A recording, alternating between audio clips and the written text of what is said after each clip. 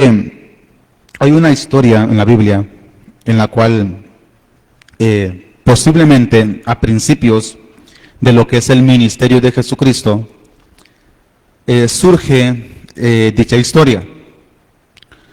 Para ponerlo en contexto de lo que le quiero compartir esta noche, se nos dice que Jesús es bautizado en el Jordán por Juan el Bautista.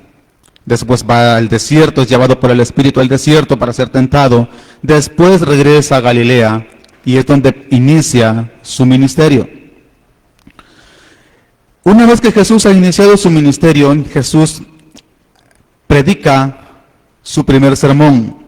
O sea, hace milagros y todo, pero después de hacer cierta cantidad de milagros, Jesús predica su primer sermón, que es lo que se conoce como el Sermón de la Montaña o las Bienaventuranzas. Según la narrativa de Lucas, después de que Jesús termina de predicar las bienaventuranzas o de compartir las bienaventuranzas, Él desciende a una ciudad conocida como Capernaum, o Cafarnaum lo traducen otras Biblias.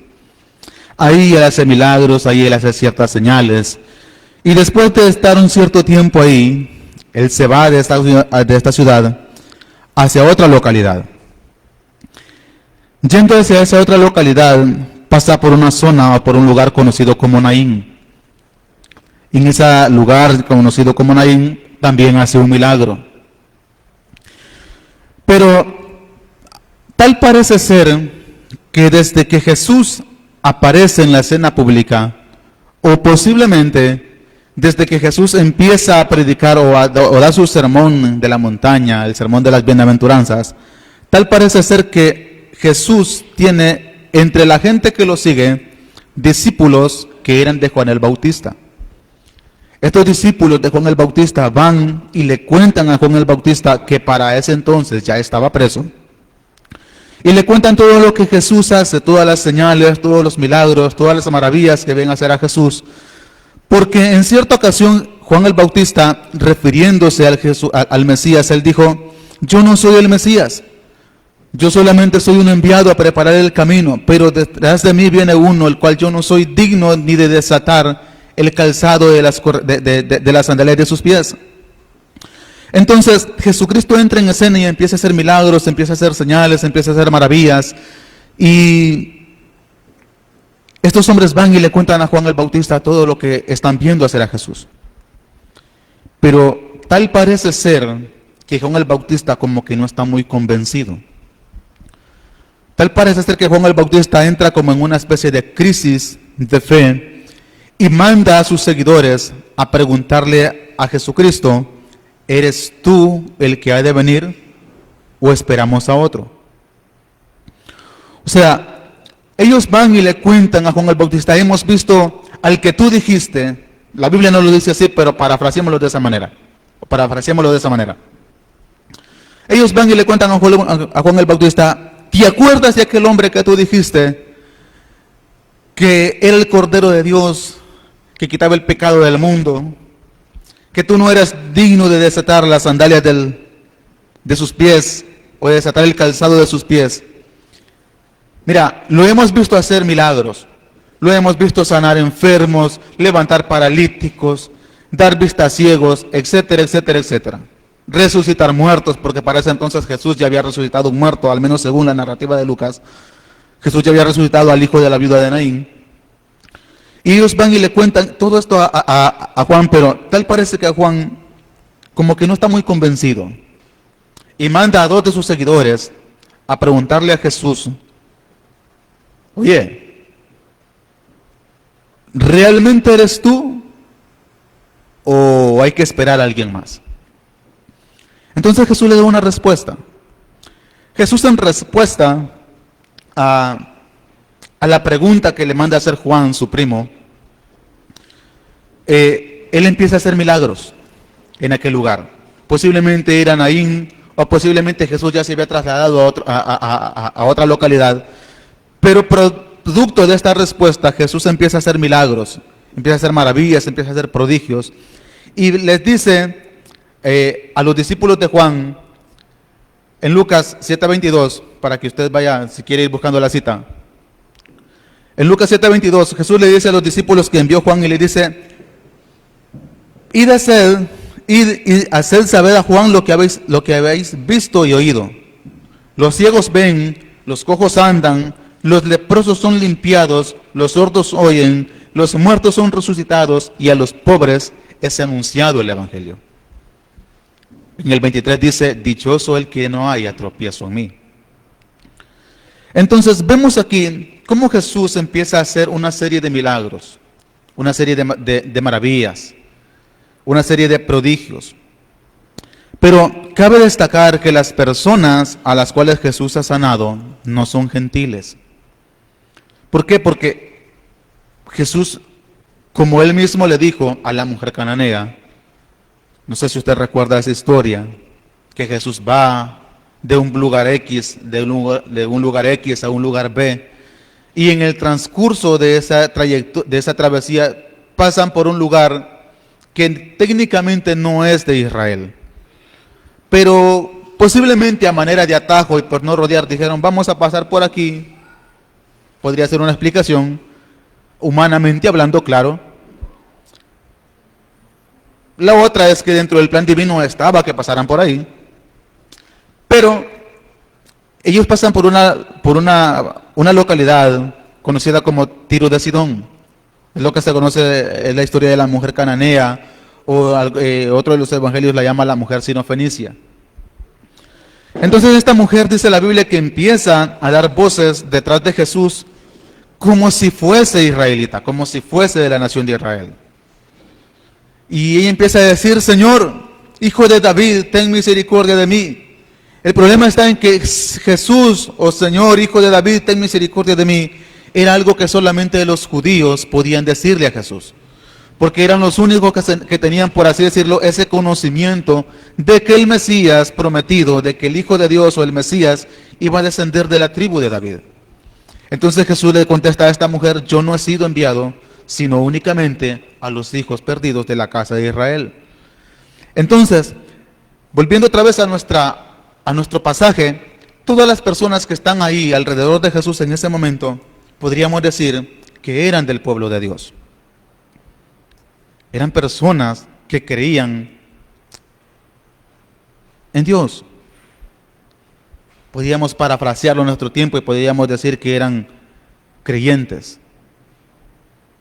que eran cristianos evangélicos, que pertenecían a una iglesia, que pertenecían a una congregación.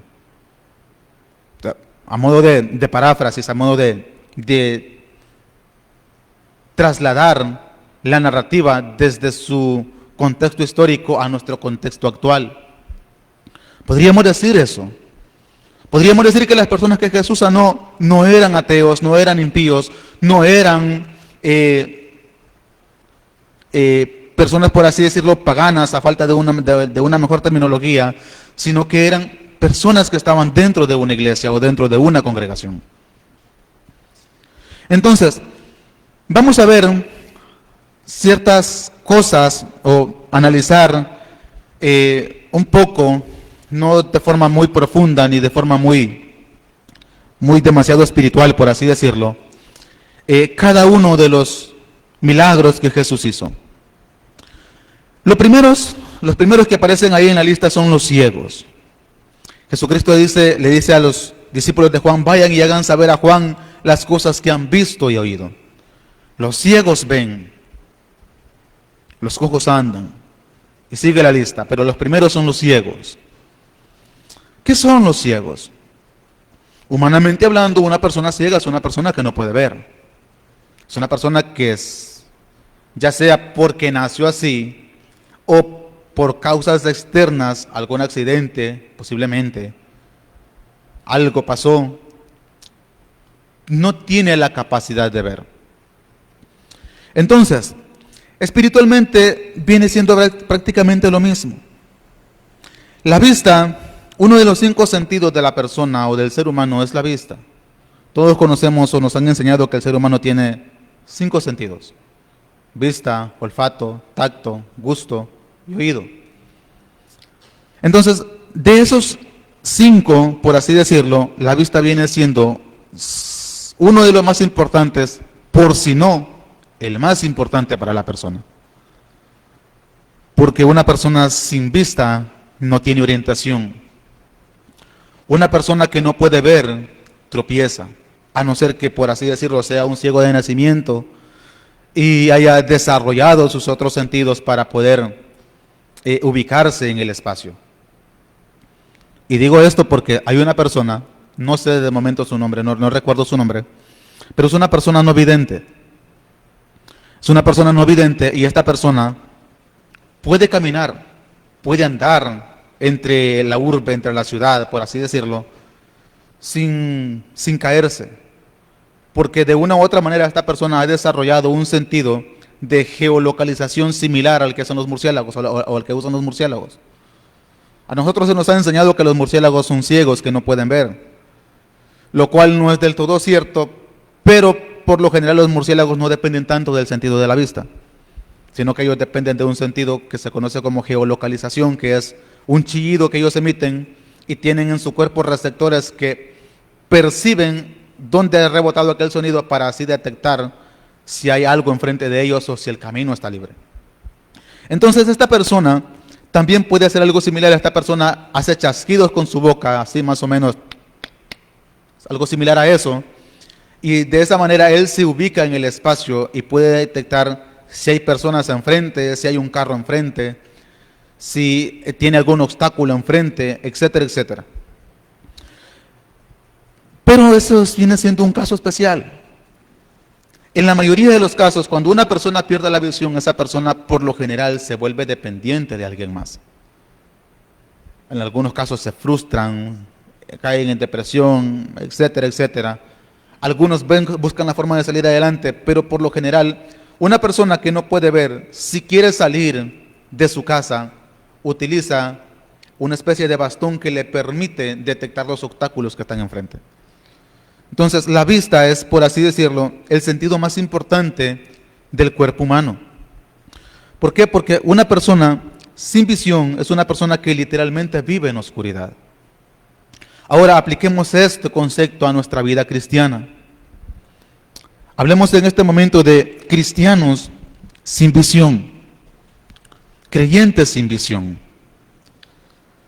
Por lo general, cuando se habla de cristianos sin visión o creyentes sin visión, siempre se aplica el término visión a la aptitud visionaria de una persona.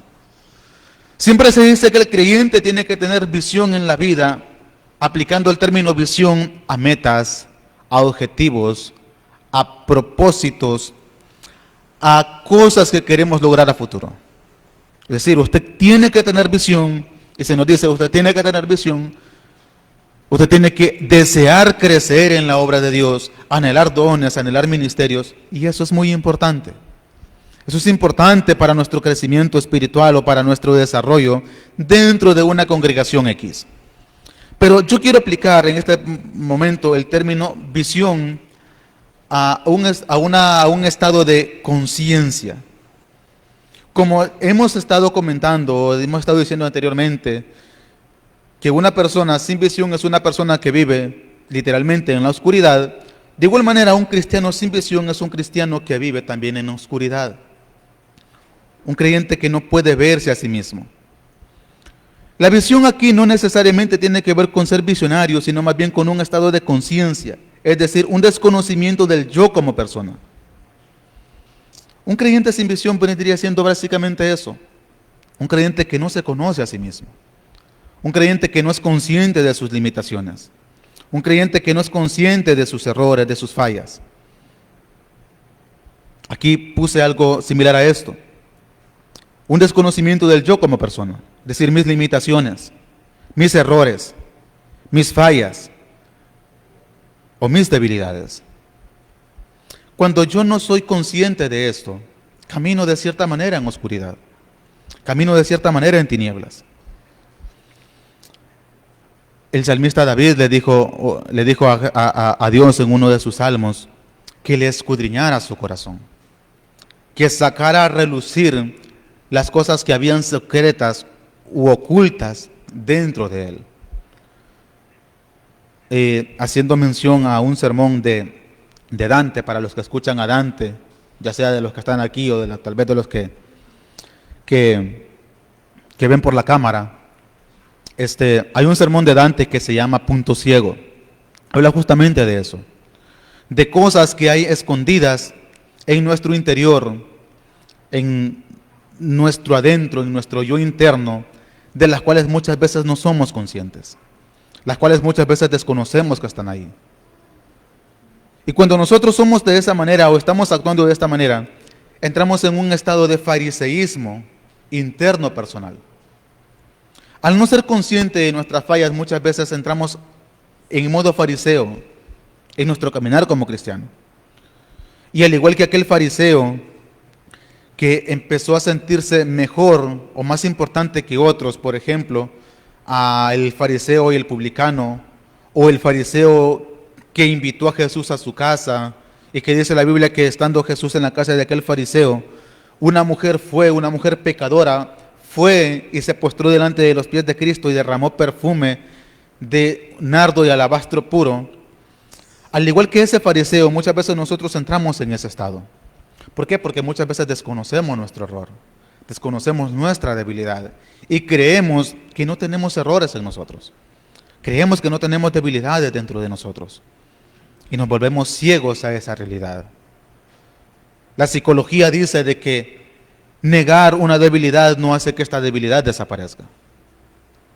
Que lo que ayuda a vencer una debilidad o una adicción es aceptar esa condición. Que lo que nos ayuda a vencer una condición es aceptar que esa condición es parte de nosotros y está en nosotros. Eso lo dice la psicología. Y de igual manera pasa también y es aplicable a nuestra vida como cristianos. Si nosotros no reconocemos nuestras limitantes, nuestros errores, aquellas cosas en las cuales podemos estar fallando, vamos a seguir fallando.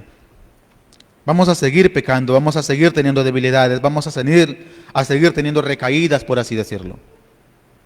Hasta que no abrimos los ojos y somos conscientes de que hay cosas en nosotros, tal cual dijo el salmista David, que necesitan ser escudriñadas en nuestro corazón, que necesitan salir a la luz, que necesitan ser reveladas por Dios. Y cuando hablo que necesitan ser reveladas por Dios, no hablo de que Dios va a enviar un profeta y va a decir desde aquí del altar, usted es fulanito de tal, Dios me revela que usted es un adúltero. No estamos hablando de eso, no estamos hablando de ese tipo de revelación, sino de que Dios nos hable a nosotros mismos a través de su palabra o a través de un sermón que escuchemos y nos haga entender que tenemos esa condición en nosotros, que estamos fallando de esa manera, que estamos pecando de X o Y forma. Entonces, estos ciegos que ven, que se menciona aquí en la Biblia, son personas que, por así decirlo, creyentes que, por así decirlo, no eran conscientes de su condición, pero que cuando Cristo llegó a su vida, fueron conscientes de la misma. Por eso dice, los ciegos ven. Es decir, fueron personas que despertaron, a falta de una mejor terminología, su conciencia y dijeron, es verdad, yo necesito de Dios, yo necesito de Cristo Jesús. Pasa con las personas, pasa con los creyentes que muchas veces pensamos o creemos de que porque estamos en una iglesia y llevamos cierta cantidad de tiempo, ya no necesitamos tanto de Dios. Suele pasar en la vida. Número 2, los cojos. ¿Qué es un cojo o quién es un cojo? Los cojos son personas que tienen una condición que les impide caminar derechos. Puede ser una condición natural o puede ser una condición ocasionada. Pero el diccionario define la cojera de la siguiente manera. La cojera es un tipo de anormalidad asimétrica en el andar. Más o menos así. Dice que la cojera es una condición de asimetría en la manera de caminar de una persona. Es decir, por alguna u otra razón, una extremidad no tiene el mismo tamaño que la otra. Yo tengo un tío, por ejemplo, que tiene esa condición. O sea, él nació de esa forma. Y él siempre que camina, siempre se nota que que se va siempre de lado. ¿Por qué? Porque uno de sus pies es ligeramente más corto que el otro. Entonces, esto nos habla de personas o creyentes que su cantar no es un andar recto delante de los ojos de Dios. Hasta cierto punto, eso vendría siendo una especie como de doble vida. Pero de la doble vida vamos a hablar un poquito más adelante. La cojera es un tipo de anormalidad asimétrica en el andar. Algo asimétrico es algo que no es proporcional a su otra parte. La cojera en una persona produce inestabilidad al caminar. Esto implica que carece de un punto de equilibrio, lo cual los hace ser susceptibles a las caídas. Esto en una condición física de cojera. Es decir, una persona que cuando camina, cojea, es una persona que, por ejemplo, no puede andar muy bien en una zona resbaladiza, porque tiende a caerse, se cae con mucha facilidad. Entonces, aplicado a la vida cristiana, es prácticamente lo mismo. Es prácticamente lo mismo. El desconocer mis debilidades siempre hará que mi andar como cristiano sea inestable. Volvemos otra vez a lo que estábamos comentando anteriormente de los ciegos.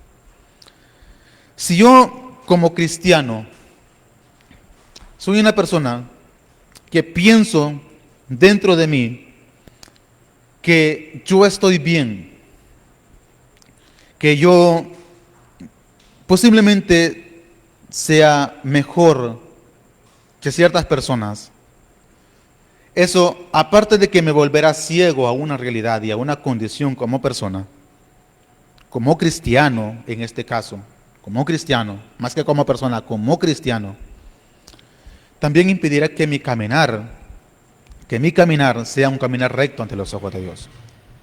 Así como un cojo no puede caminar derecho o no puede caminar de forma estable en lo físico, un creyente que desconoce cuáles son sus debilidades, también no puede caminar derecho delante de los ojos de Dios. Eso es lo que se conoce en ética como integridad. Es decir, no es un cristiano, no es un cristiano íntegro, o no es una persona íntegra.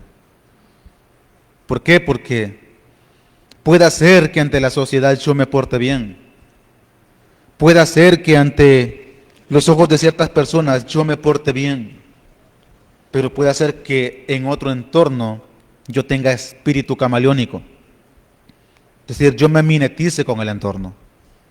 Eso es lo que hacen los camaleones, se mimetizan con el entorno. Es decir, se camuflan para que se entienda mejor.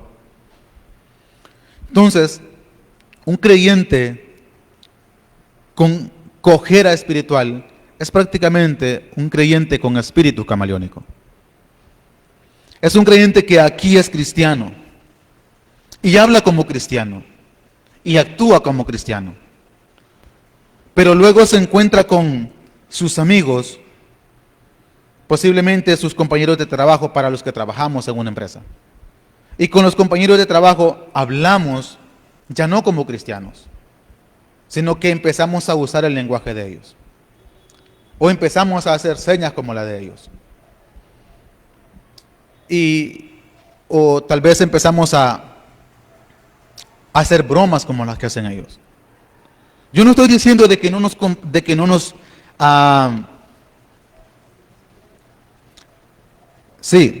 interactuemos con las personas no cristianas. No estoy diciendo eso. Porque si no interactuamos con los cristianos, ¿cómo vamos a hablarles del Evangelio? ¿O cómo vamos a compartir el mensaje de Dios? El problema es cuando muchas veces la amistad con el no cristiano me hace a mí actuar como un no cristiano. Yo les he compartido muchas veces el caso de compañeros de trabajo que yo he conocido que se presentaron como creyentes, pero que a medida fue pasando el tiempo, la relación con gente no cristiana empezó a hacer que ellos empezaran a actuar como gente no cristiana. Empezaran a bromear con doble sentido. Empezaran a decir frases o palabras que llevaban una doble connotación. ¿Me explico? No, es que es que como el apóstol Pablo dijo de que él se había hecho judío para ganar a los judíos, él se había hecho como un gentil para ganar a los gentiles, entonces yo me hago como un mundano para ganar a los mundanos, pero la cosa no se trata de eso. O sea, se trata de que de cierta manera intentemos compenetrar, pero no volvernos uno de ellos. La Biblia dice que ellos se conviertan a ti y no tú te conviertas a ellos. Hay, para los que ven o han visto la Guerra de las Galaxias, no sé si alguien aquí ha visto las Guerras de las Galaxias, en la trilogía de Star Wars, creo que es la parte 6, en donde uno de los buenos se vuelve villano. Su maestro le dice a este personaje conocido como Anakin Skywalker, hablando de lo que estamos comentando, él le dice a Obi-Wan Kenobi, le dice a Anakin Skywalker, se suponía que tú tendrías que destruirlos a ellos, es decir, hablando de los enemigos, no que te unieras a ellos. Entonces, algo similar es nuestra vida como cristianos en la sociedad. No es que vamos a destruir a los cristianos porque eso implicaría aniquilación, pero tenemos de cierta manera que ganarlos. Pero para ganarlos no es necesario, no es obligatorio que actuemos como ellos, que nos comportemos como ellos. Y que lleguemos, en mi caso, que llegue al trabajo y yo empiece a llegar al trabajo y ¿qué hubo, mi chucho? Y toda la cosa, y empiece a hablar como ellos.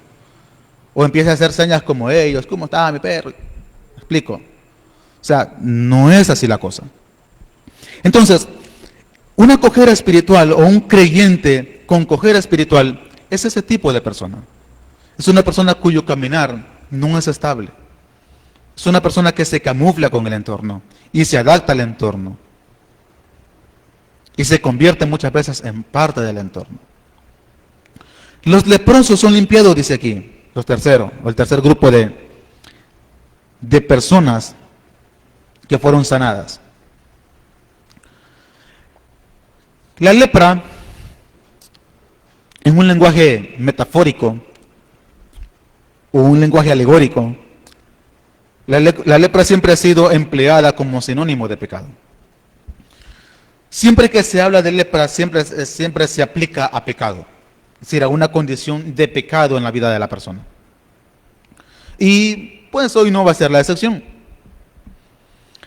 La lepra siempre ha sido usada como metáfora de pecado, es decir, una persona leprosa es una persona que vive en pecado. Ahora, investigando un poquito por ahí, encontré ciertas características que tiene la lepra o que hace la lepra en la vida de aquella persona que la padece. Y una de ellas es que produce manchas en la piel. Es decir, la lepra es como una especie de sarna que se hace lo que en los pueblos, no sé si esa es la palabra que usan en la urbe, pero en mi pueblo nosotros decíamos cota, es decir, un pedazo un lamparazo, una marca en la piel, una sarna. Y cuando alguien tenía empeine, que es una especie de úlcera en la piel, decíamos, tiene una gran cota de empeine. O sea, no cuota, sino cota de empeine. Entonces, empleando ese término, esa terminología, la lepra hace prácticamente lo mismo en la piel.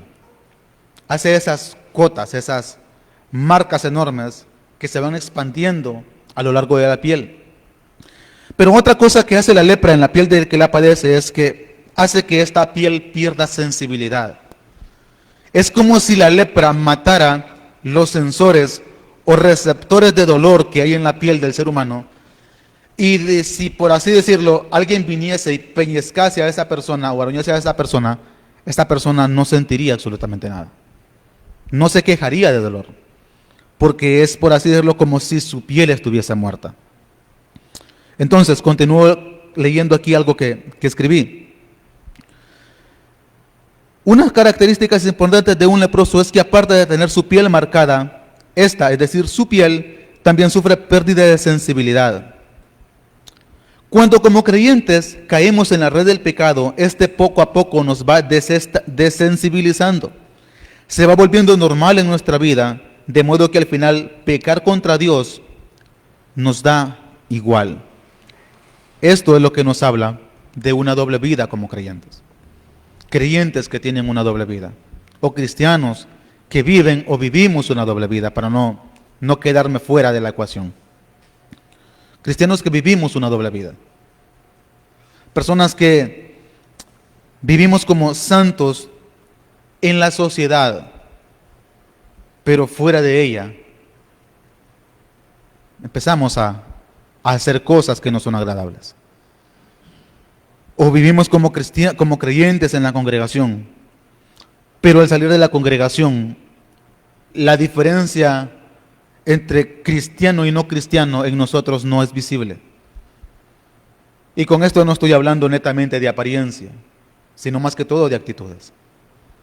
Porque yo me puedo vestir como cristiano aquí en la iglesia, y yo puedo vestirme ante la sociedad con ropa que supuestamente es de cristianos para aparentar que soy cristiano.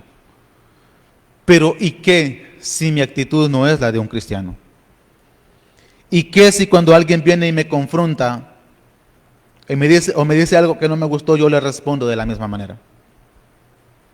¿Y qué si cuando alguien viene y me dice o me hace alguna especie de amenaza, yo vengo también y sigo la corriente? ¿Me explico? Entonces, cuando hablamos de nuestra diferencia como cristianos en la sociedad, no necesariamente estamos hablando de cómo nos vemos por fuera.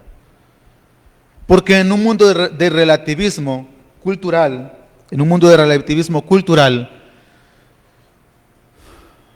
lo que antes me identificaba como un cristiano a mí, ahora ya no es obligatorio, ya no es regla obligatoria. Antes, por así decirlo, hablando de apariencia física, antes era fácil identificar a un cristiano por su forma de vestir. Siempre que miraban a alguien, a un cristiano por ahí con su ropita, sus zapatitos burritos y su camiseta manga larga, decían, allá va un cristiano. En mi pueblo así decían, allá va don Rafael va a la iglesia. Había un viejito que se llamaba don Adolfo, ya murió, le decían a Richera, don Richera va a la iglesia. ¿Por qué? Porque esa era la forma como se vestían los cristianos en mi lugar. Pero ahora si yo voy a mi lugar y yo veo a una persona vestida como don Rafael o alias don Arrichera, ya no necesariamente esta persona es cristiana. ¿Por qué? Porque esa diferencia ahora ya no es un reglamento, por así decirlo, de sociedad. Entonces ahora más que todo la diferencia es una diferencia en las actitudes. Cómo usted y yo actuamos, cómo usted y yo nos comportamos, cómo usted y yo reaccionamos a los conflictos que la sociedad nos puede traer o que una persona nos puede traer. ¿Reaccionamos con violencia o reaccionamos con paciencia? ¿Ponemos la otra mejilla o devolvemos el golpe? ¿Nos quedamos callados simplemente para no echarle leña al fuego? ¿O contestamos con actitud temperamental y le seguimos echando leña al fuego? Entonces, estas cosas son las que, al menos en nuestro contexto, nos identifican como cristianos. Pero hablando de esa lepra, o de esa actitud de pecado, o de esa vida de pecado, la lepra también, como ha sido metáfora de pecado, también indica esa vida que nosotros vivimos, o que una persona puede vivir a escondidas, en lo oculto. Es decir, se puede comportar como cristiano en la iglesia y se puede comportar como cristiano en la sociedad. Pero, ¿y cuando nadie lo ve? Cuando está en casa. Por ejemplo, hay Hay personas, al menos yo tuve el privilegio de conocer una, que como cristiano o como cristiana esta persona era impecable. Una persona dadivosa, una persona suelta para dar, una persona servicial, una persona del cual en la aldea todo el mundo hablaba bien. Pero en casa eran otros 20 pesos, como dicen por ahí. Maltrataba a su esposa, la golpeaba. En varias ocasiones estuvo a punto de matarla. Es decir, por poco quedó huérfano, para que usted se vaya ubicando de quién estoy hablando. Entonces, eso también habla de lo que es doble vida. Entonces, ya hemos visto tres: los ciegos, los cojos, los leprosos. Y hablando de pecado, de pecados que podamos tener en nuestra vida, el apóstol Juan en su primera carta, en su capítulo 1, versículo 9, dice que si confesamos nuestros pecados, Él es fiel y justo para perdonarnos y limpiarnos de toda maldad. Pero continuamos avanzando porque el tiempo se nos está yendo. Los sordos. ¿Quiénes son estos sordos? Una persona, humanamente hablando, una persona con sordera es una persona que no escucha. No que no oye, sino que que no oye y que no escucha. Porque no es lo mismo oír que escuchar. Hay personas que oyen pero no escuchan. Es decir, escuchar es poner atención. En la mayoría de los casos todos escuchamos, pero no todos ponemos atención. Pero una persona físicamente, en su estado natural, una persona que no puede oír, es una persona cuyo nervio auditivo simplemente no está funcionando.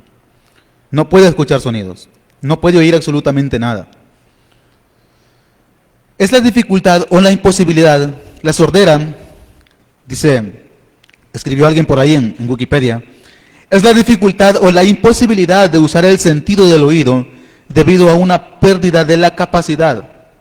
Así pues, una persona sorda será incapaz o tendrá problemas para oír. La pérdida de audición se produce cuando se disminuye la sensibilidad a los sonidos que normalmente se sienten. Esto es una persona sorda o una persona que padece de sordera. Que de igual manera puede ser natural o puede ser provocada. En la mayoría de los casos es provocada. Espiritualmente hablando, ¿qué nos habla de esto? ¿Qué podemos sacar de esto?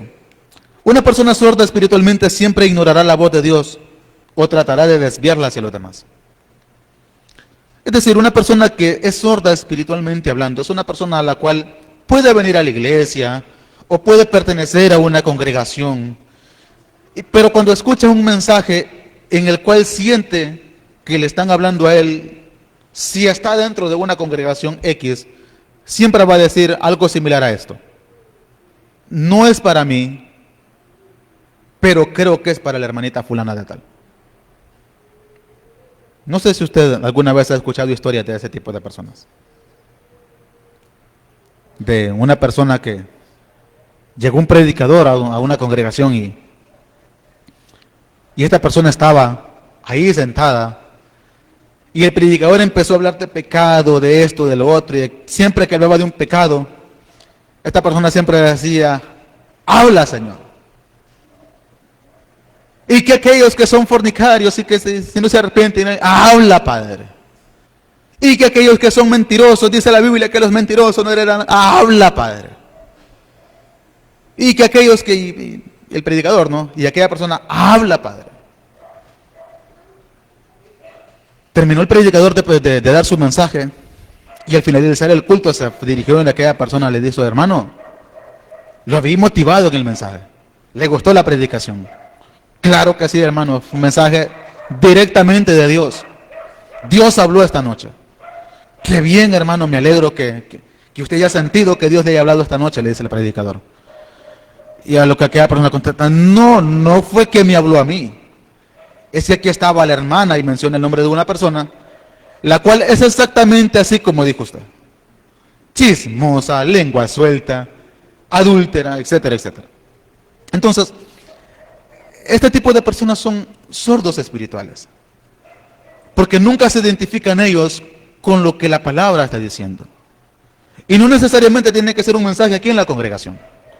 Puede ser un mensaje a través de la radio, puede ser un mensaje a través de internet, puede ser un mensaje a través de un canal de TV, cualquier medio.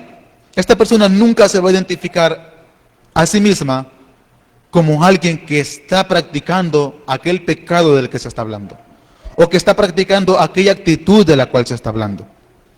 Siempre va a desviar el mensaje hacia alguien más. Siempre se va a hacer oído sordo. Y siempre va a decir, si la hermana Panchita estuviera escuchando este mensaje que estoy escuchando yo, por ejemplo, imagínense de que lo está viendo en YouTube. Para los que vemos o escuchamos mensajes en YouTube. Yo no escucho radio. Yo no escucho la radio. Pero yo tengo mis predicadores, por así decirlo, que escucho en YouTube. O sea, pago YouTube para escuchar predicadores en YouTube sin anuncio. Entonces, imagínense de que esta persona está en su casa, con su teléfono en la mano, escuchando su mensaje por YouTube. Y hablan de algo que tal vez está haciendo. O habla de actitudes que tal vez él está practicando.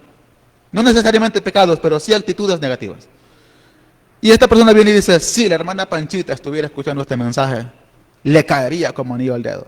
Pero él no se identifica. Ahora bien, ya para ir cerrando y ir finalizando, porque ya son las 8:30. Los muertos vuelven a la vida, dice el versículo ahí. ¿Quiénes son estos muertos? Antes de que entren en escena estos discípulos de Juan, que van y le cuentan a Juan lo que han visto hacer a Jesús, se nos narra la historia del hijo de la viuda de Naín. Una mujer que era viuda, que no tenía nadie más consigo y que había perdido a su único hijo. Y que Jesús se compadece de ella y resucita al hijo de esta viuda.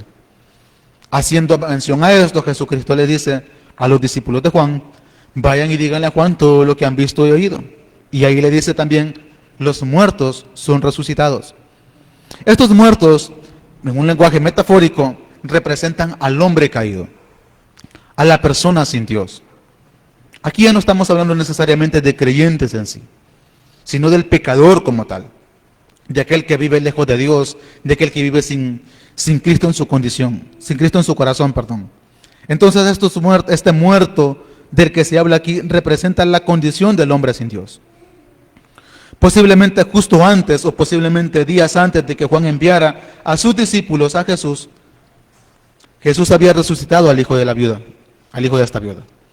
Es decir, el relato bíblico no nos dice cuánto tiempo pasó desde que Jesús resucitó al hijo de la viuda y el momento en el que los discípulos de Juan van y le preguntan a Jesús lo que Juan les manda a preguntar. No hay un dato exacto. Entonces posiblemente fue inmediatamente después de eso. Pero si dice la Biblia de que, si después de la narrativa del hijo de la viuda de Naín, la Biblia dice de que los discípulos de Juan fueron donde Juan a contarle, entonces asumimos de que mínimo pasó 1 o 2 días. Posiblemente uno de ida y otro de regreso. Entonces, por eso es lo de posiblemente. Posiblemente justo antes o posiblemente días antes de que Juan enviara a sus discípulos a Jesús, Jesús había resucitado al hijo de la viuda. Un muerto en la Biblia casi siempre ha sido una metáfora de la condición del hombre sin Dios. ¿Por qué? Porque la Biblia dice que por cuanto todos pecaron, dijo Pablo en su carta a los Romanos, por cuanto todos pecaron, están destituidos de la gloria de Dios. Y en Efesios 2:1 dice que Él nos dio vida, o Él os dio vida a vosotros cuando estabais muertos en vuestros delitos y vuestros pecados. Entonces, Jesucristo es ese Dios, es ese Mesías prometido. Es esa, no la alternativa, sino la salida. Porque si decimos que Jesús es la alternativa, significa que hay más opciones. Pero si decimos que Jesucristo es la salida, significa que no hay más salidas. Él es la salida. O sea, si conocemos o recordamos un poquito la gramática, cuando hablamos de Él o hablamos de la, antes de un sujeto, estamos diciendo que ese sujeto es el único sujeto. No hay más sujetos. Pero si decimos uno o una, es un artículo indeterminado que abre la posibilidad de que aparte de aquel sujeto haya otro sujeto más. Por ejemplo, un hombre de allá de la colonia Ideal, no sé cómo se llama aquí, creo que vamos a llamarle el Ideal porque no sé, no me sé el nombre de la colonia exactamente. Yo le digo Santa Carmen, pero no sé si realmente sea Santa Carmen. ¿Ah? Fuerzas Unidas. Para mí las Fuerzas Unidas era de aquella calle para allá. Entonces, si decimos por así decirlo, un hombre de las Fuerzas Unidas, significa de que es uno entre muchos hombres que habitan las Fuerzas Unidas. Pero si decimos el hombre fulano de tal, ya no estamos hablando de que es uno entre muchos, sino que es él. Es como que dijéramos un pastor de allá de Villanueva. Imaginémonos, por ejemplo, de que aquí en Villanueva hay 3 iglesias Dios es mi luz. Está una por allá por la San Juan de Buenavista, y esta otra más abajito allá cerca de la nueva residencial. Y alguien dice, un pastor de la iglesia Dios es mi luz, allá por Villanueva. O sea, no está hablando específicamente de cuál pastor. O sea, significa que hay más pastores de iglesia Dios es mi luz. Pero si él viene y dice, el pastor de la iglesia Dios es mi luz, y menciona el nombre de esa persona, significa que no hay otro. De modo que cuando decimos que Jesucristo es la salida, estamos diciendo que no hay otra salida. Él es la salida. Yo soy el camino, dijo Jesucristo. Yo soy la verdad y yo soy la vida. No soy un camino, no soy una verdad y no soy una vida. Yo soy el camino, la verdad y la vida. Entonces Jesucristo es también ese Dios, ese Mesías, que así como resucita o resucitó en su tiempo en la tierra, muertos literalmente hablando, es también el único que puede darle vida a la persona, al espíritu de la persona sin Dios. Y por último, a los pobres se les anuncia el Evangelio. Posiblemente pobres aquí tenga la misma connotación que tiene pobres en Mateo 5:3, o de los pobres que se habla en Lucas 6, si mal no estoy, 6:1, de las bienaventuranzas, que es el paralelo del sermón de la montaña. En Mateo 5:3 dice, bienaventurados los pobres en espíritu. Entonces posiblemente estos pobres en espíritu, posiblemente los pobres que hablen aquí, tengan la misma connotación de pobreza que tienen los pobres mencionados en las bienaventuranzas. ¿Qué es un pobre en espíritu? No es lo mismo ser pobre en espíritu que ser de espíritu pobre. La Biblia dice pobres en espíritu, no pobres de espíritu. Una persona pobre en espíritu es una persona que reconoce su necesidad de Dios o su necesidad espiritual. Mateo 5:3 en la Biblia PDT, o sea, palabra de Dios para todos, dice, afortunados los que reconocen su necesidad espiritual, porque el reino de los cielos les pertenece. Entonces, ¿quiénes son estos pobres a los cuales es anunciado el reino de Dios? Aquellos que reconocen su necesidad de Dios, su condición delante de Dios. Entonces, para concluir, la respuesta de Jesús a Juan sigue siendo actual. Él es el Mesías, el único que abre ojos a los ciegos, el único que afirma los pasos del cojo, el que limpia al leproso, el que abre oídos sordos, el que da vida al muerto y que anuncia esperanza a los pobres en espíritu. Cada uno hoy de nosotros puede verse reflejado en alguna de estas condiciones, pero la buena noticia es que Cristo tiene poder para transformar nuestra vida. Dios les bendiga. Antes de entregar este lugar a los hermanos de la alabanza, quiero comentarles algo. Ya vamos a terminar el mes de agosto y pues al menos nuestro hermano Luis y nuestra hermana Griselda ya están sabidos de ello. La primera semana de septiembre vamos a continuar con lo que son las enseñanzas. Haciendo mención a un comentario que hizo nuestro hermano Melvin, si mal no estoy, hace como 2 o 3 semanas, cuando predicó de la apostasía, él hizo un comentario respecto a la necesidad de conocer o de saber en qué cosas creemos o en qué creemos. Eso, en estudios de materia bíblica, se conoce como teología o se conoce como doctrina, más en específico doctrina. Entonces, yo les hice la pregunta a los hermanos, que están ellos, pueden dar fe de ello, ¿qué materia o qué les gustaría que se les continuara enseñando? Y ellos dijeron que querían aprender doctrina. Entonces, el comentario es el siguiente. Vamos a iniciar con una materia conocida como teología sistemática. Yo sé que a lo mejor algunos de ustedes ya han escuchado hablar de teología bíblica y sistemática, pero yo no voy a enseñar teología bíblica y sistemática, sino que voy a enseñar teología sistemática. ¿Cuál es la diferencia en que en la teología sistemática las doctrinas se ven como materias? Las doctrinas como tal se ven como materias. Entonces vamos a dividir esta clase en 2 niveles. Teología sistemática 1 y teología sistemática 2. Para los que predican, y posiblemente estén viendo, vayan a ver esto, o tal vez la hermana Sonia les comenta, para los que predican y quieren saber realmente qué creemos o cuál es la doctrina del cristianismo, no de esta iglesia, sino del cristianismo en general, entonces vamos a enseñar lo que es teología sistemática y vamos a estar viendo materias como bibliología y hermenéutica, teología propia, cristología, neumatología, angelología. Esas van a ser las materias de teología sistemática 1. Para teología sistemática 2 vamos a ver antropología, vamos a ver amartiología.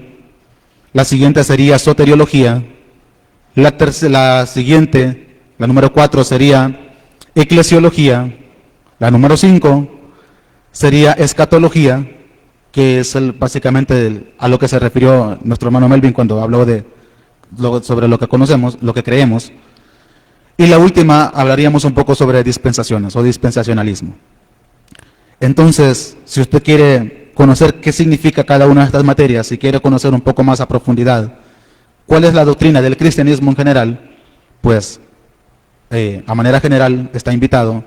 Esto no tiene que ver con que, es que son de nivel 1, no tiene que ver con niveles, sino con conocer un poco, porque podemos muchas veces, sin ánimos de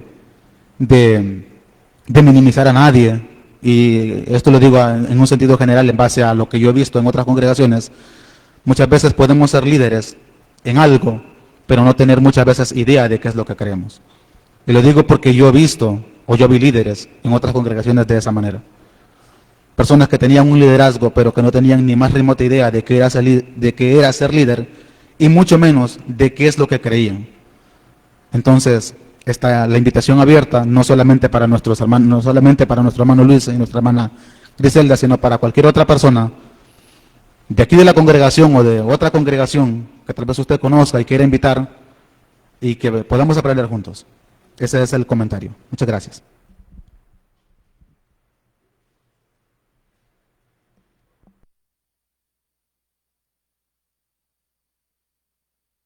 Vamos a ponernos de pie para cantar un canto y despedirnos.